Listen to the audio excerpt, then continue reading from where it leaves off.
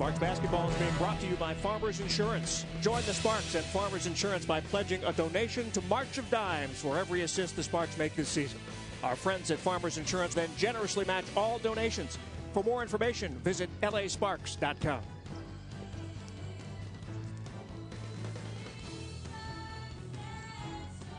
Okay, we need you tonight. Your teammate needs you. Poise, yeah, especially down the stretch. We were 3 minutes ago, we were neck and neck with this team. We just kind of lost our composure there at the end of the game.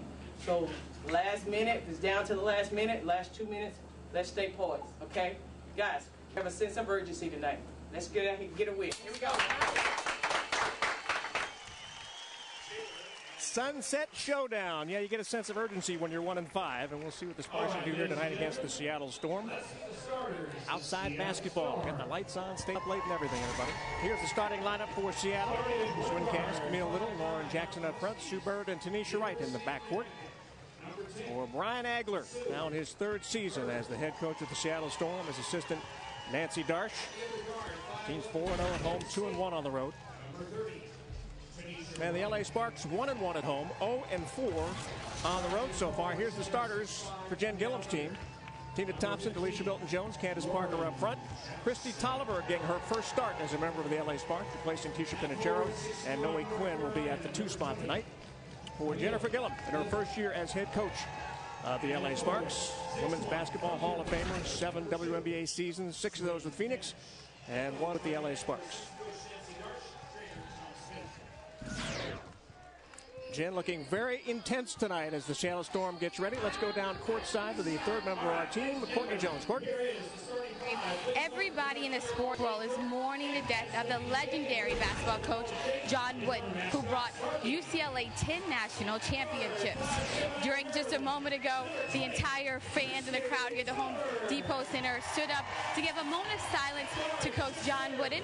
And during halftime, we're going to have a special look at what Coach Wooden brought to basketball. Larry? All right, Courtney. Great man, John Wooden, and he'll be sorely missed in so many ways. We'll talk more about it coming up at halftime.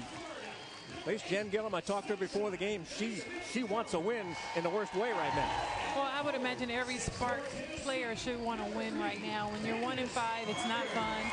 I have to say I have been there at least once or twice in my career. When you start out losing, it's really tough, but you have to continue to stay positive. The Sparks have been in every game all the way to the fourth quarter, and they just have to find a way to close out the fourth quarter.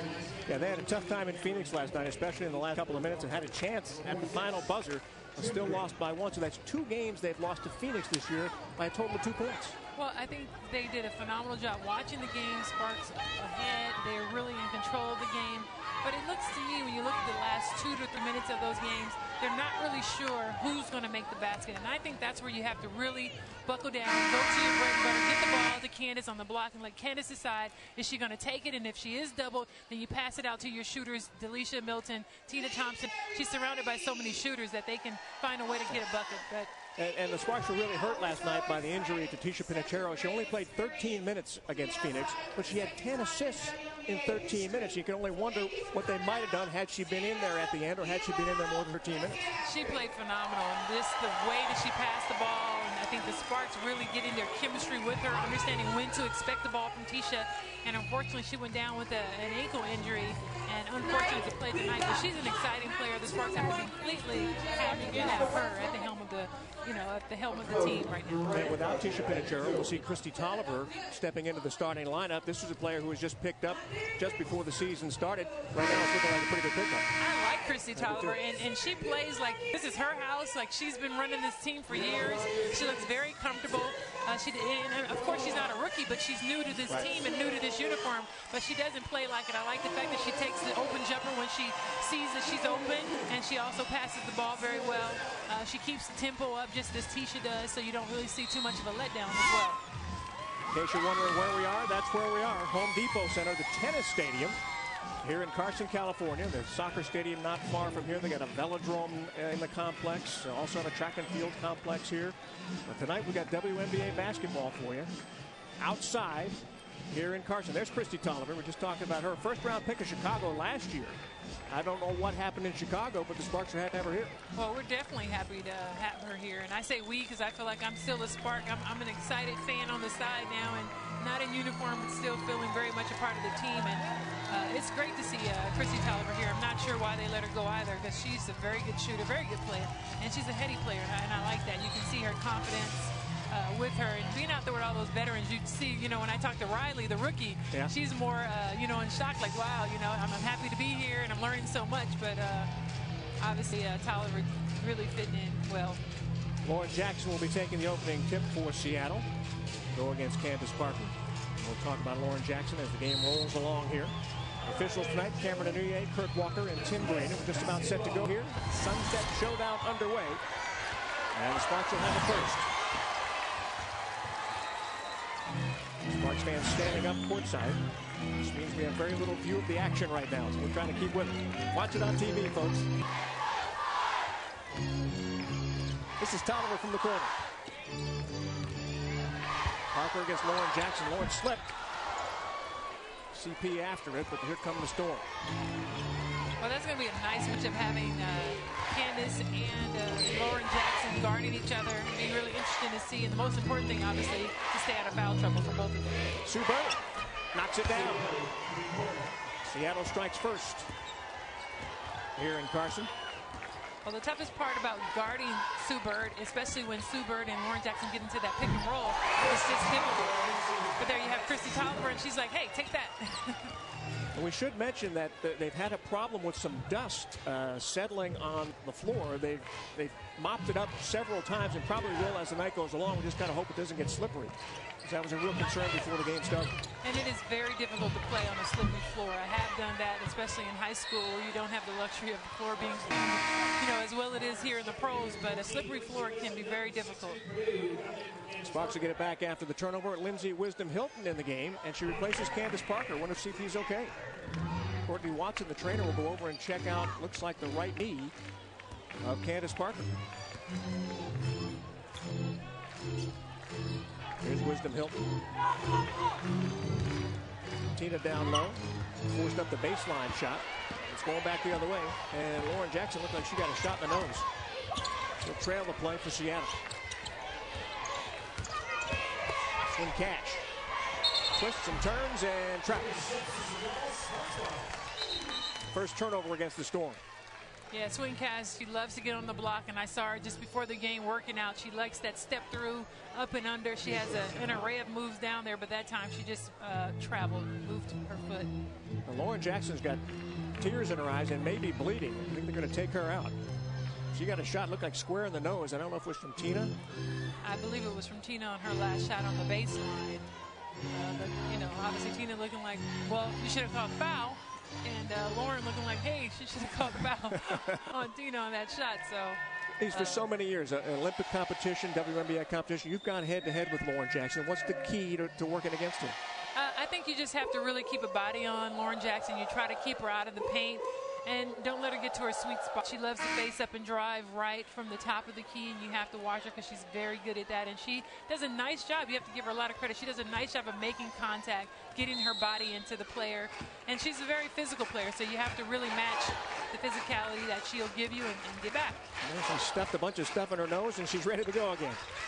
She's very tough, and I really do like her, even though we've played against each other. The fact that she fights hard. Tina Thompson with the bucket. Sparks a 1-point lead. Oliver guarding Bird. We have 3 UConn players on this Seattle Storm team this year. They added Svetlana Abrasimova. Talked to Brian Agler earlier this week, and he said he just likes the demanding program, likes that they're used to winning, and likes that they're coachable and know how to play. Sparks had it and gave it away. Nice dish from Tanisha Wright. Jackson scores inside. That's a nice pass to Tanisha Wright to Lauren Jackson. And Lauren just, I mean, the best part about, I think, her game is the fact that she can finish from anywhere on the floor. She has a beautiful touch. Tolliver from the free throw line. And every time I'm talking about Lauren Jackson, Tolliver comes up with a nice bucket, and she... Well, keep talking. I love the way she scores. I mean, she's not afraid to get inside. She finishes very well. Nice move around the bucket by Camille Little, and we've got a foul called against the Sparks. One thing the Sparks will have to recognize about Seattle is that these post players will not just make one move. They're all players that have counter moves. They like to go left and to come back to their right. Both Little and Cash, you'll see them make counter moves. So the Sparks will have to be really smart in staying down and not reaching and going for that first move. Foul was on Wisdom Hilton. She'll go out of the game as Candace Parker comes back in, so I guess that knee is okay. Camille Little out of the University of North Carolina, 84% free throw shooter this year. Her dad, Robert, played for the Globetrotters for a while. And the second free be good. Yeah, you can tell her and her dad have worked together a lot because Camille Little, I think she's a very good player. She's continuing to get better. Her numbers are better this year than they were last year. And I like the fact that she also has a lovely opportunities to make counter moves. She likes to start from top of the key, and she can finish inside and out. Milton Jones from the baseline. It comes up short. And the Storm on the move. Bird right in front of Jen Gillum. Gets it down to Little. Guarded by Parker. Tipped across to Cash. And Tanisha Wright stepped into a starting role last year and has not given it up. Camille Little, rebound, put back, and she'll go to the line. And as I was saying about Camille Little, one of her best assets is her ability to rebound offensively. She does a nice job of getting position and just really moving for that ball. She can jump well.